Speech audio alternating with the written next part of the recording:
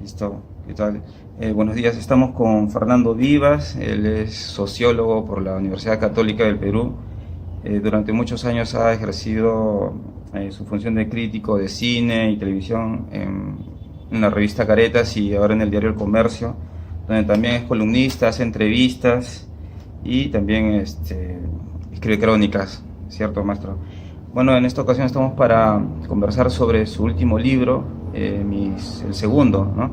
Después de Sí, En Vivo e Indirecto, que se publicó en después el de una 2000. historia de la televisión, sí. Ajá. Estamos con Fernando para hablar de mis monstruos favoritos, donde ha recogido algunas, digamos, ha hecho un recuento de algunos personajes de la televisión como Laura Bozzo, Magali Medina y también de un político, ¿no? Como de Alejandro Toledo. Maestro, para empezar, quería que me ayude con el concepto, ¿no? El concepto de monstruo que ha elegido para el título del libro para hablar precisamente de estos personajes. Sí, surgió muy espontáneamente lo de monstruo. Ajá. Yo siempre he utilizado ese término coloquialmente en toda su riquísima ambigüedad y una ambigüedad en clave alta, ¿no? Cuando uno dice monstruo es que está asombrado, ¿no? Antes que juzgar, es un asombro. Y cuando me refiero a un personaje como monstruo, quiero decir que es un personaje que uno admira para bien y para mal, ¿no? Que es un personaje que sorprende, que es un personaje fuera de lo común, fuera de lo natural, de alguna forma sobrenatural, ¿no? Y un personaje así, para un periodista que le gusta la noticia, lo sorprendente, lo curioso, lo insólito, puede pues dar pie para que, más allá de las cosas que hacemos los periodistas, que son entrevistas, crónicas, artículos, columnas de opinión, que es todo lo que yo hago, diga, ¿por qué no un libro, no? ¿Por qué no juntar las cosas que uno sabe de estos personajes? Gran ventaja, privilegio que tenemos los periodistas y estos personajes que muchos consideran monstruos para bien y para mal, dedicarles un ensayo, ¿no? Y lo que he hecho es juntar a tres personajes, dos que salen del mundo de la farándula de la televisión y uno que sale de la política, que tiene que ver con mi propia diversidad. Yo por muchos años me especialicé en hacer crítica de televisión, entonces conozco, creo, bien a Magali Medina y a Laura Bozzo. Una de ellas, Magali Medina, ha sido muy amiga mía, y el A, lo digo porque esa amistad está un poco en suspenso, yo no la frecuento. Con Laura Bozzo he tenido otro tipo de acercamiento, más en la casi enemistad. Y con Alejandro Toledo, pues es un personaje en el mundo de la política al que me dedico en los últimos años, pero siempre tuve un pie allí. Es un político que ha cuestionado muchos de los conceptos de las ciencias políticas que yo he tratado de unir con mi trabajo periodístico, ¿no? Entonces, ahí está mi asombro, pues, ante la farándula y ante la política, ¿no? A diferencia de Magali y Laura, usted no tuvo digamos, una cercanía con Toledo. No la que tiene un periodista cualquiera, ¿no? O sea, sí, claro, lo he conocido, he conversado con él, alguna vez lo he entrevistado, pero lo he investigado mucho y entonces dije, pero tengo algunos elementos de Toledo que no manejan otros periodistas y que vale la pena, ¿no? Cuando él estaba asumiendo la presidencia unas semanas antes, yo fui a la zona donde él se formó en Estados Unidos, hice una investigación y logré conversar con gente que lo había conocido en su juventud, en ese momento formativo. Y también entrevisté, una entrevista que para mí fue muy ilustrativa e inspiradora del capítulo de Toledo, a dos personajes claves en su vida que permiten, según mi hipótesis en ese ensayo, entender muy bien cómo nace el monstruo, ¿no? Lo bueno y lo malo del monstruo, que son dos, en ese momento, jóvenes del Peace Corps, que era un cuerpo de voluntariado de paz norteamericano que enviaban a distintos lugares, mucho a América Latina, que fueron a Chimbote, donde el joven Alejandro, ellos le decían Alex, estaba estudiando en el colegio, se llevaron muy bien con él. La chica alquiló un cuarto en la casa de los Toledo Manrique y lo ayudaron a irse a Estados Unidos, ¿no? Ellos fueron los agentes de su primer sueño, que no era ser presidente del Perú, sino el American Dream, ¿no? El crossover, Claro. ¿no? Ir a la gran potencia, ¿no? A formar y eventualmente a triunfar, ¿no? Luego el sueño fue, quiero regresar a ser presidente de mi país, ¿no? Entonces, cuando gana la presidencia, en su inauguración, porque él usaba este anglicismo, ¿no? Que lo traducía mal, ¿no? Inauguration, ¿no? Él decía, me voy a inaugurar como presidente, ¿no? En su inauguración en Machu Picchu, los invitó a ellos. O sea, un monstruo puede ser también agradecido, ¿no? Y él no era agradecido con estos dos personajes. Entonces, esa entrevista con estos dos personajes en medio de lágrimas, no mías por cierto, sino de ellos dos que estaban en Lima un día antes de ir a Machu Picchu a ver a su amigo de juventud coronar sus sueños, ¿no? O sea, era, o sea, este par de buenos, honrados, honestos gringos se sentían parte de esa gran historia, ¿no? El Benito Juárez del nuevo milenio, ¿no? Esa es la gran historia detrás de Toledo. Claro. Alguien que surge de abajo, de la raza, de la etnia, de las clases sojuzgadas de un continente colonizado y que de pronto llega a la presidencia, ¿no? Y más de una vez Alejandro Toledo se comparaba con Benito Juárez. Para mí eso siempre fue un engaño. Yo ya lo tenía claro desde antes que arribara a la presidencia. Entonces, ya con el paso de los años, lo que pasó con las evidencias de corrupción, y escribir ese ensayo con esos elementos de investigación como la entrevista a los dos que le permitieron el inicio de su sueño, ¿no? A la gente que lo conoció cuando él era un adolescente en San Francisco y en Stanford. Y dije, acá tengo elementos para un ensayo sobre un político, ¿no? Claro. Ahora, dígame, ¿por qué estos son sus favoritos? Magali, Laura y La Toledo. lista no está cerrada. La lista A no ver, está cerrada. sí, Podrían haber más. No estoy bueno, seguro en todo caso, ¿por qué les si escogió escriba primero? un nuevo libro con 3, con 2 o con 1. Ah. Pero sí quiero escribir de más personajes y esos personajes van a tener categoría de monstruos, ¿no? Tal vez escribir sobre un ser ordinario, eso se los dejo a algunos, a la ficción, ¿no? Pero creo que la no ficción tenemos tantos personajes maravillosos para escribir, dar información, tratar de comprenderlos, de analizarlos. Y ahí hay que ser muy cuidadoso, por eso yo lo señalo en el prólogo, ¿no? Y eso es lo bonito de la palabra monstruo, ¿no? Que la palabra monstruo no entraña necesariamente un juicio moral, sino un asombro, ¿no? Y con ese asombro ir acompañando al personaje para entenderlo, porque si de saque empezamos, Magali, Laura, la telebasura, Toledo, la corrupción, ¿no?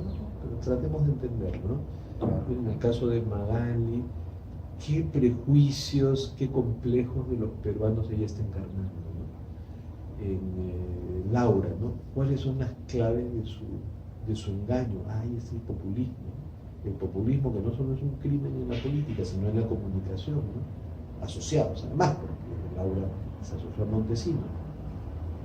Y en el caso de Toledo, caramba, ¿no? Como ya te decía, esa gran manipulación política de las ansias reivindicativas de toda esta sociedad que se siente sojuzgada, y que un personaje como su principal socia, su esposa, sus 2 veces esposa, Elian Carr, también lo entendía a su manera, ¿no?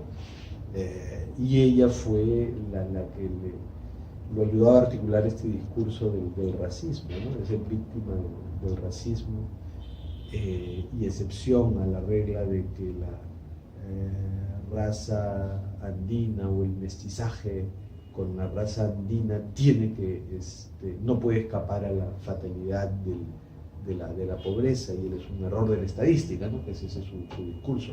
Y yo creo que en él no ha habido mayor voluntad política de reivindicar a esos juzgados, ¿no? Sino de disfrutar el poder y hacer caja, ¿no? En estos personajes usted ha destacado el éxito y la fatalidad, no en Magali como en Laura. El éxito también ha estado en Alejandro Toledo y la fatalidad tal vez está por venir. Sí, sí. ¿No? Los tres son personajes que no están acompañados de la felicidad. Tal vez algunos lleguen a estar en paz consigo mismos de acuerdo al grado de complicaciones judiciales que han tenido. Y aquí la cosa es bien relativa. La única que ha estado presa en cárcel de INPE, Instituto Nacional Penitenciario, ha sido Magali. Pero ha sido, sin embargo, la que ha tenido complicaciones judiciales menores, porque fue presa excepcionalmente por un delito por el que no se va preso, ¿no? Y que ya cumplió y ya lo resolvió, ya no tiene problemas judiciales de ese tipo. Está en mejores condiciones que los otros de rehacer su vida y creo que la está rehaciendo. Laura Bozzo es un personaje más perseguido por los fantasmas de su pasado, ¿no? Claro. Porque no estuvo en una cárcel, pero estuvo en arresto domiciliario, ya también cumplió su pena porque fue condenada por complicidad en peculado que había cometido en el vecino, usándola a ella. Pero sigue siendo un personaje absolutamente perseguido por los fantasmas de un pasado que le cobra la factura de distintas formas, tanto que no vive en su país, sino en otro país que la ha adoptado con condiciones, ¿no? En el caso de Alejandro Toledo, es el que más ha delinquido, presuntamente, aunque tenemos tantas evidencias periodísticas y de investigaciones fiscales que casi podemos ahorrarnos la presunción, y es un personaje que enfrenta una orden de extradición que está empezando recién a correr en el sistema legal de Estados Unidos, ¿no? Entonces, claro, son tres personajes que, y eso le pasa a los monstruos, o sea, viven en clave alta, tienen grandes ambiciones y pocos escrúpulos, y esa mezcla es peligrosísima, ¿no? Porque en un país donde además todo se judicializa, ellos han judicializado su vida. Y Toledo, que es el que más lejos llegó, a menos que la presidencia del país, y está implicado en unos casos de corrupción terribles, ¿no? De más de $20 millones. Entonces, si se cumple la extradición, es alguien que enfrenta pues una dura prisión de muchos años, ¿no? Hablemos un poco de Magali, Claro. con las que inicia el libro. Usted hace unas revelaciones ahí del lugar donde vivió, donde nació, donde creció, pero también usted cuenta que usted la bautizó como Urraca. ¿Cómo lo tomó Sí, ella? Aunque usted no lo difundió, ¿no? Creo que fue usaba Cecilia ese Valenzuela. término solo para ella, sino ok. para varias amigas que hacían periodismo espectáculo, les gustaba el chisme, Ya. en condición que compartimos muchos hombres y mujeres. Y con con humor y cariño, yo a estas amigas les decía urracas. Y Marisa Espinosa, Verónica Palomino, Magali no era la que única era Urraca. periodista de investigación, pero no de espectáculos, pero que muy amiga de Marisa y de Mónica. Y a un par más yo les diría, les llamaba urracas. Y en una oportunidad Cecilia Valenzuela iba a entrevistar a Malena, cuando ambas estaban, eran estrellas de Canal 9, estoy hablando del año 96, 97 más o menos. Y Cecilia me pidió información sobre Magali sabiendo que éramos buenos amigos. Me dice, voy a entrevistar a Magali. Y yo le dije esto, ¿no? Yo le digo Urraca a ella y a otras amigas. Y en la entrevista Cecilia le dijo, sé que te dicen Urraca. Y Magali le dijo, sí, y es algo de cariño, me lo dice fulano. Y de pronto empezó a reivindicar el nombre, ¿no? Como que en esa entrevista muy inocente, la pregunta de Cecilia le dio la idea a Magali de reivindicar ese nombre, porque Magali tuvo muy en claro, y eso la hace en su momento un personaje moderno de la televisión frente a este reinado de la salamería, ¿no? Que era la diva de otro tiempo. Curiosamente subsiste como un anacronismo ahí, ¿no? Que Gisela Valcárcel, frente a ese modelo de la reina del mediodía, salamera, hipócrita. Magali y Laura encarnaban, lástima que permitieron, pero ahí había algo moderno interesante, encarnaban la franqueza de la mujer que vale en la televisión por méritos que son equiparables a los hombres, ¿no? Por hablar fuerte y claro, sin necesidad de tener un molde de bonitas, que es la manera en que el machismo permitía que la mujer aparezca en la televisión. Entonces, esto sí es algo bueno, que había que celebrar, de la presencia de mujeres fuertes, duras, no sometidas a la imagen convencional de la mujer que solo por ser bonita puede aparecer en la televisión, ¿no? O sea, no eran reinas del mediodía, pues. Entonces, esta cosa que era muy buena en ellas se pervirtió y se ligó a prejuicios y complejos, ¿no? Pero esto yo lo rescataba. Y en algún momento con Magali, mientras empezó su estrellato, mantuvimos la amistad, y creo que fue fructífero, porque a esta urraca, ahora viene, ¿no?, la respuesta concreta a tu pregunta. Los monstruos, y un monstruo como Magali en particular, es un monstruo que maneja su propio texto, su propio relato, que tiene esa inteligencia, pero ir más allá y cultivar también ese lado controversial, ¿no? Entonces ella, al reivindicar un nombre de batalla que la gente lo podía decir de forma despectiva, está reinando sobre ese odio, ¿no? Es un personaje que se alimenta de la controversia. Por eso su estrellato fue tan fuerte, por eso el de Laura también, ¿no? Habla de mí, aunque me diga su raca, ¿no? Claro. Y eso la hizo volar mucho, o sea, ella voló mucho con ese nombre, pero por supuesto por mérito propio, así como lo que le haya pasado cuando empezó a caer también es culpa propia, ¿no? ¿Y usted cree que voló mucho? Bastante, más que Gisela. Yo creo que para la historia de la televisión en nuestra cultura, sin hacer un juicio moral todavía, o sea, el papel de Magali en cuanto a encarnación de nuestros complejos y prejuicios puritanos, y cómo con ellos juzgamos y valoramos a los demás, es clave. O sea, acuérdate que un término como magalización o magalizar se coló en nuestro lenguaje, y es un peruanismo. Gisela no ha dejado marca, ni creo que dejará marca en nuestro lenguaje, que es una manera de colarse pues en la historia. Magali se ha colado en nuestro lenguaje. O sea, si hacemos la comparación de rating, Gisela ha estado más años que Magali en la televisión, y la suma de todos esos años nos da pues tantos puntos de rating global. Pero eso es una comparación gruesa, en brutos de rating.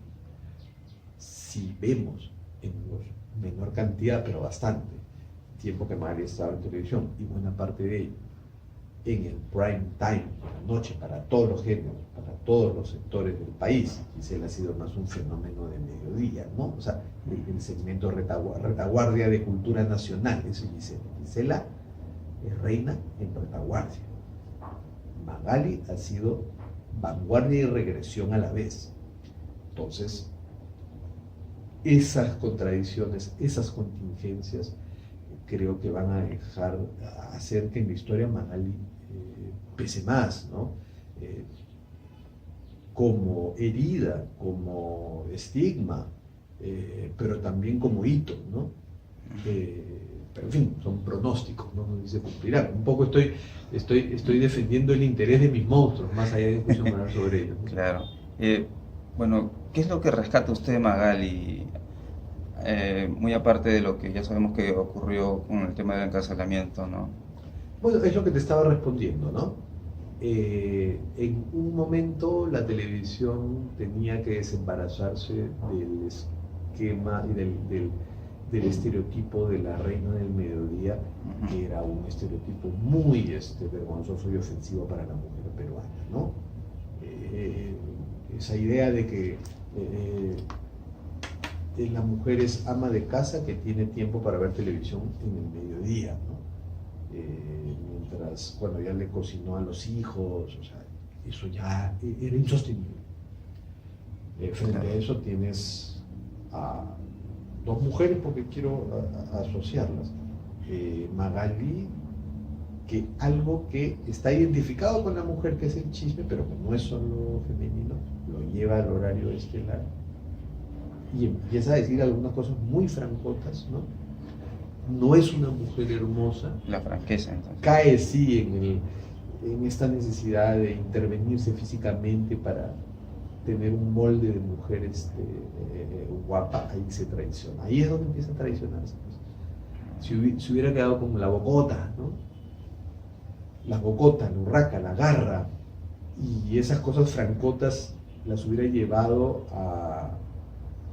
las hubiera asociado con un discurso en ese momento lo que había que criticar. Y ella tenía una posición crítica del fujimorismo o el fujimontesinismo, porque en la televisión reinaba más Montesinos que Fujimori, y ella se lo reprimió por mantenerse en la televisión, que es una cosa que yo cuento al comienzo del capítulo de ella, ¿no? Y fui testigo de eso. Traté de ayudarla en eso, ¿no? Y mira qué curioso, Magali de alguna manera vivió un chantaje y le dijo sí al chantaje, no le debió decir sí, que era, oye Magali, te queremos para que distraigas a la gente con tus chismes y no te metas en política. Y tenía las condiciones para meterse porque tenía mucha popularidad. Entonces, a ella, si hubiera empezado a criticar a otros personajes de la televisión y de refilón al poder, hubiera tenido mucho eco, claro, pero la sacaban de la televisión. Entonces le dicen, si tú vuelves a hacer, hizo un gesto de rebeldía que fue criticar a Laura Bozzo por ser gobernista. Si tú sigues así, vas a perder tus juicios. ¿Y cuál era el principal juicio que tenía? Con Gisela Valcárcel.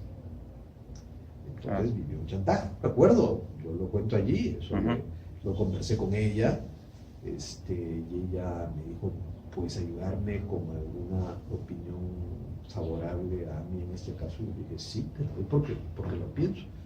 Y lo conversé con su abogado, que era nada menos que César Nakazaki, antes de ser el abogado de Alberto Fujimori, de alguna gente ligada a la corrupción de mis vecinos. Un caballero del derecho, por ejemplo, un abogado extraordinario.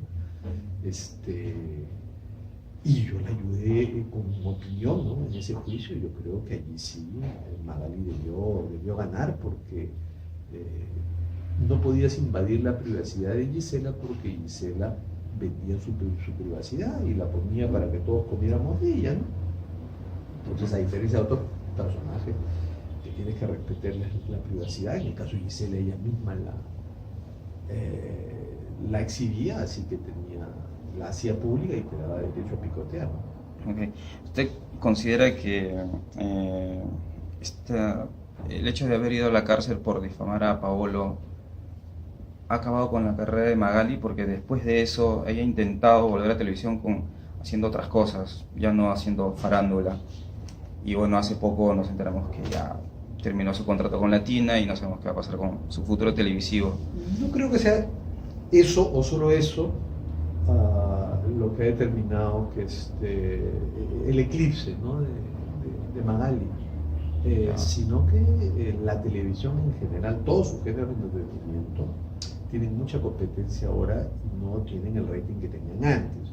La gente tiene muchas cosas que hacer además de ver televisión abierta. Entonces la televisión abierta, el cable, el cine, nuevas formas de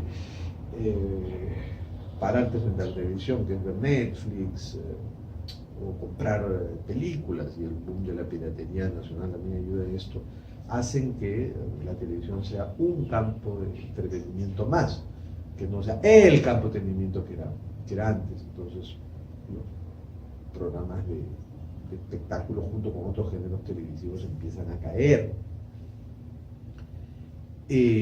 No es solo Magali, ahora los espectáculos subsisten en franjas y no llegan al horario estelar, ¿me das cuenta?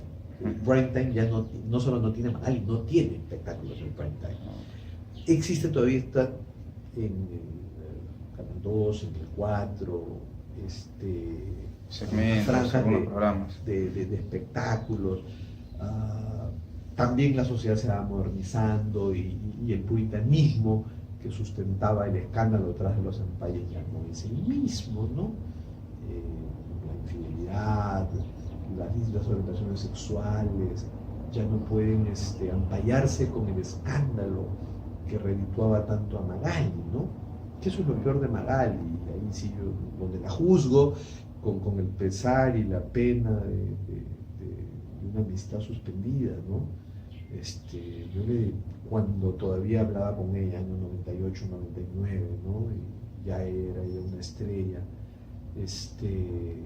más estrella que lo que queda de ella ahora. Y yo le decía, ya pues está bien, ampalla, pero celebra, no juzgues, eso sería lo moderno.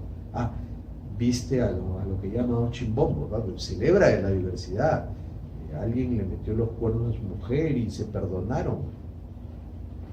Ríete con ellos, ayúdalos a superar el impasse, ¿no? Vacílate con ellos, ríete con ellos, pero no les envíes los escuadrones de la moralidad retrógrada, ¿no? En los que ella no creía, pero le servían para su rating, ¿no? Y eso es un pecado de comunicación que es terrible y que suele ser la doble faz del moralista, ¿no? Que siente pues que apuntando el dedo y no tirando la primera piedra va a lograr un ejército de pacatas y machistas detrás de ella, pero en el fondo sabe que está haciendo mal en juzgar porque ella misma ha cometido pues los pecados que está juzgando, ¿no? La última sobre Magali. ¿Usted cree que de verdad fue una mártir del periodismo de espectáculos por el tema de sí, Guerrero? Pero un martirologio tonto, pues, un martirologio más idiota, ¿no? Porque la profesión nos reserva ocasiones para grandes sacrificios, pero puede ser sacrificios pues para echar debajo una mafia, ¿no? El sacrificio para salvar a tu pueblo de un desastre, para llegar a una verdad que nos va a iluminar y nos va a enrumbar como país, pero no para demostrar pues que un jugador se salió de una concentración, o sea, para demostrar eso. Por la hora de una foto. No sé. Es un martirologio bien idiota que tiene que ver con su fatalismo, y es fatalista. Pero también mi asombro ante el fatalismo, porque eso revela una consecuencia, una coherencia, ¿no? Autodestructiva, ¿no? Suicida, ¿no? Por las huevas, ¿no? Pero mi respeto, por lo menos. Usted dice que su amistad con Magali está suspendida, no sabemos si va... va... porque no la frecuento, claro. Había hace unos meses, después de años que no nos hablábamos, que accidentalmente me había tropezado una vez la entrevisté, pero en una entrevista rodeados de 20, 30 personas que me dijeron, oye, estos se han parado, eran muy amigos y luego se volvieron enemigos, entonces 20 personas alrededor de la entrevista que la verdad ni siquiera pudimos decirnos algo humanamente, y solo fue una entrevista. Entonces yo quería reunirme con ella, hablar en confianza y contarle, oye, por si acaso estoy escribiendo un libro en que tú eres uno de los personajes, ¿no? Y eso hice, ¿no? Claro. En WhatsApp, ella me entendió muy bien y nos reunimos como se reúnen dos viejos amigos, pero que no se han visto 10 años y que desde ese almuerzo hace unos meses no le he vuelto a ver. Ok. ¿Y usted tuvo también amistad con Laura o fue No, contacto nada no. más? Un poco, Periodista, digamos, enemiga íntima. Lo que pasa conductora. es que como crítico de televisión Mm, y como monstruo de televisión mayor, pues estábamos condenados a bronquearnos, y así fue, ¿no? Entonces, y yo ahí ejercitaba todo lo que me gustaba en ese momento del periodismo, la crítica. A mí me gustaba mucho la crítica. Yo vengo de la crítica de cine, y estaba haciendo crítica de televisión, y con un pie en la política. Entonces Laura se politizó bastante, entonces empecé en la revista Caretas a dedicarle a ella todo tipo de aproximaciones, ¿no? Aproximaciones críticas, con humor, con a veces un poco el ejercicio de la diatriba también. En la clave alta que ella usaba en la televisión, hacía entrevistas, hacía crónicas, hasta he investigado. Yo no soy buen periodista de investigación, pero con ella traté de serlo. Entonces la atacaba de distintos flancos y me enfrentaba con ella. Entonces, claro. y sabía, alguna vez una periodista mexicana que vino aquí a investigar a Laura, porque Laura ya era conocida en México, me entrevistó con mi hijo. Laura te mencionó en una entrevista como su principal enemigo, ¿no? Entonces quería entrevistarme. Y sí, me he enfrentado con Laura, ya que alguna vez ella me ha llamado y me ha dicho, oye, te llamo porque tú eres el que más me friega, entonces quiero explicarte algunas cosas, ¿no? Y eso ha pasado más de una vez. Entonces hay una enemistad íntima. Ah, ok. Usted en el libro dice que sentía un placer culposo al verla, al verla a ella, a ver su Sí, programa. sí, sí, Usted gozaba de la televisión basura, lo disfrutaba. Sí, que uno disfruta muchas cosas, pues, ¿no? Como cuando comes como chancho, ¿no? Esto me va a hacer mal, Claro. pero lo sigues comiendo. Es lo que algunos críticos así uno ¿Qué le hacía disfrutar? guilty pleasure, ¿no? Un placer culposo. La clave alta. Yo como crítico de cine me he formado con mucho gusto por un cine popular, por algunos géneros donde ya hasta estaba formateado la posibilidad de usar de una forma excesiva y chocante y chirriante estereotipos, ¿no? Me gusta el kitsch, tengo una debilidad por lo esperpéntico, ¿no? Y Laura era todo esto, y en todo esto además no dejo de admirar cierta creatividad que había en su equipo, ¿no? Alberto Rojas era su productor, era un tipo con cierto conocimiento de las posibilidades de la televisión, de lo que algunos llaman perversiones televisivas. Había que jugar qué tan perversiones pueden ser, pero todo ese catálogo de lo que algunos llaman perversiones televisivas ahí estaba, ¿no? El programa Laura, ¿no? Prejuicio, porque siempre he tratado de primero tratar de entender y después juzgar, porque si pones que hay mucho en la academia, ¿no? Ese tamiz impide entrar a comprender el fenómeno de la televisión. Por eso la academia es tan pobre en la reflexión sobre la televisión. La academia es mucho más rica en la reflexión sobre otros terrenos que no son tan importantes e impactantes en nuestra vida como la televisión. Y eso viniendo yo teniendo ciertas relaciones afables con la academia, siempre he sentido que la reflexión desde la academia sobre la televisión es muy prejuiciosa. Entonces por eso no puedo llegar tan lejos. Entonces yo desde el periodismo quería, con algunas herramientas académicas, tratar de llegar un poco más lejos. Entonces para eso tenía que ver y dejarme llevar por los programas de Laura. Entonces yo me inventaba fórmulas, ya un poco humor, decía, no, sí, yo veo los programas de Laura y los disfruto, pero después los vomito, ¿no? Ese era mi antídoto. Claro. Bueno, Laura se puede ver mucho pero tiene una cruz, ¿no? Que es Montesinos. ¿Usted cree que fue su debilidad y su mayor pecado? Este acercamiento, ese enamoramiento Eso que ella sí, se lo ha confesado a usted. se lo he dicho en su cara más una vez. Dicho, Laura, y creo que lo confieso allí, ¿no? La última vez que la he dicho, Laura, tu gran pecado fue endosarte tu rating a Montesinos. Claro, ya no me lo aceptaba, ¿no? Pero el programa de las axilas a mí no me escandaliza, porque soy un poco libertario y creo que en la libertad de la gente en la mera axilas por plata. Y las señoras que fueron llevadas a eso ya estaban suficientemente manganzonas como para que tengamos que preocuparnos en proteger a alguien que tiene libertad de ir a la mera axilas y tener plata. Nadie las obligó. Que no sea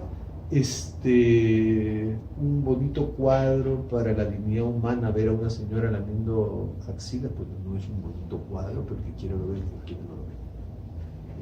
Lo que a mí sí me preocupa es la manipulación de esa gran emoción televisiva, que son 30, 40 puntos de rating que hacía Laura, y probablemente eran ciertos y no con ayudita de Montesinos, porque no hay ninguna evidencia de que la empresa que tenía el rating hubiese seguido los dictados de Montesinos, ¿no?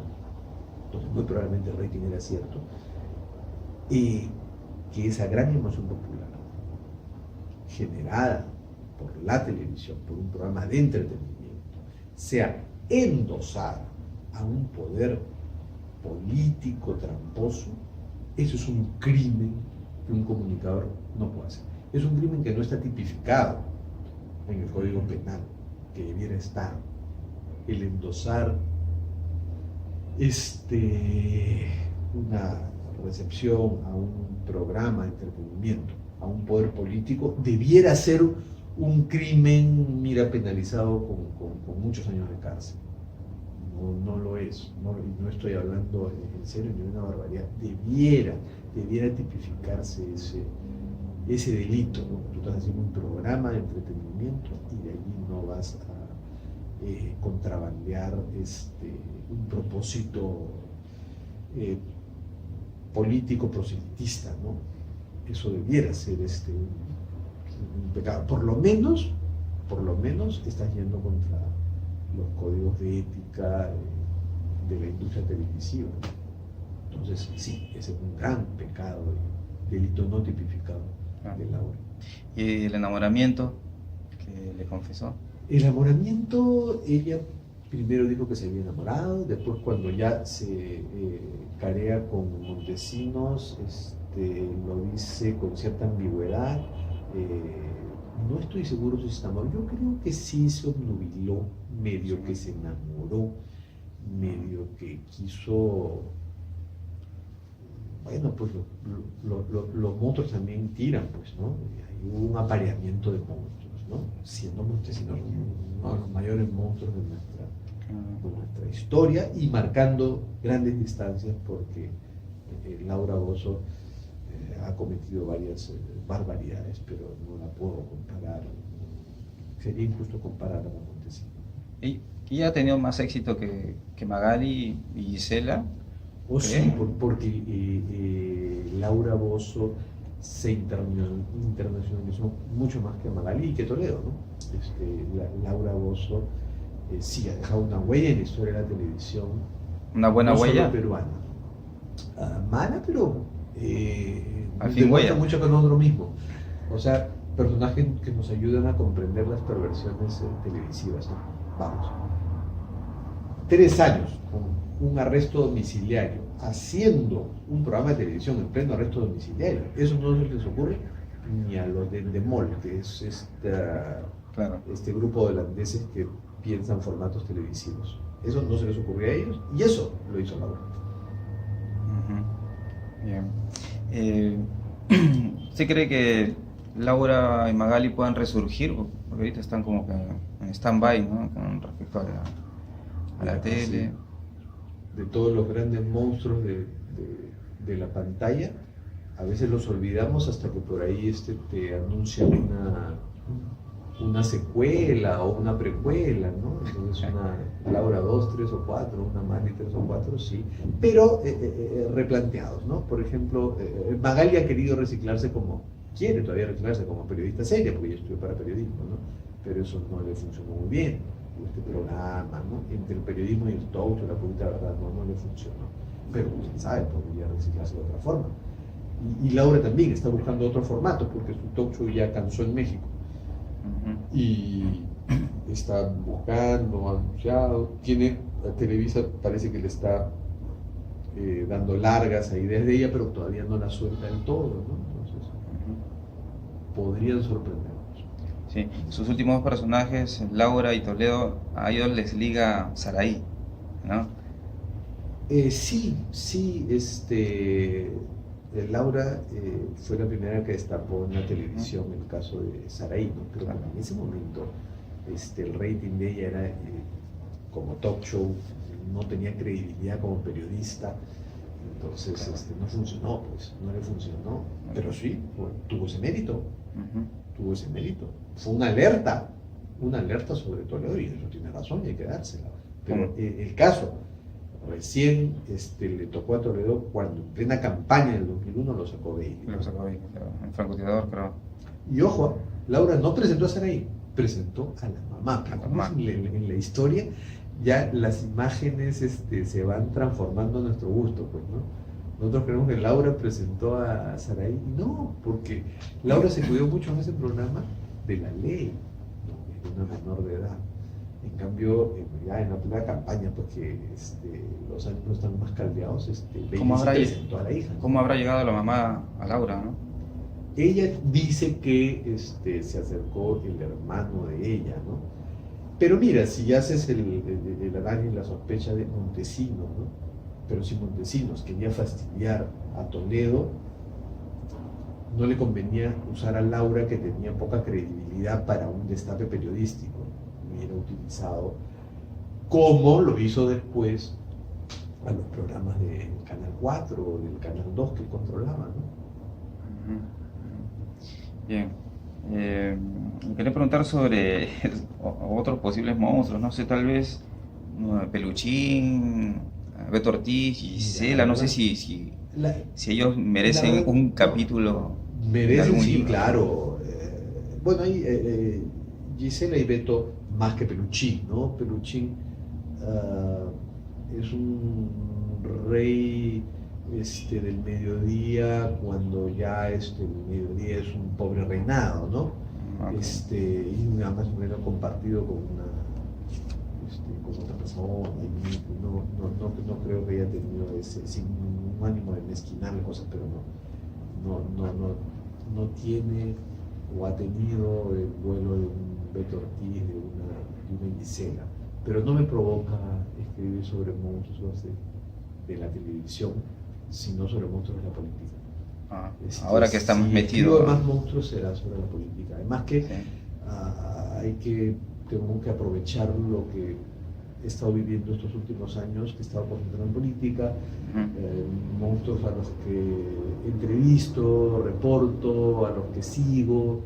Hoy día, por ejemplo, la televisión, hoy mismo, el día en que me está haciendo esta entrevista, estamos en medio, pues, de una posible cuestión de confianza, y la verdad que la televisión me interesa un pepino, ¿no?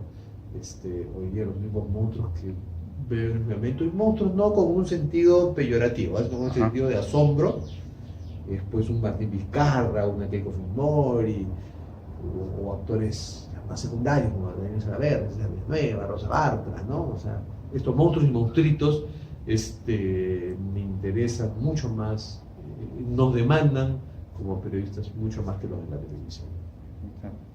Ok, Fernando, muchas gracias, muy amable, gracias a ti. Muchas gracias por tu tiempo. Gracias a ti. Gracias.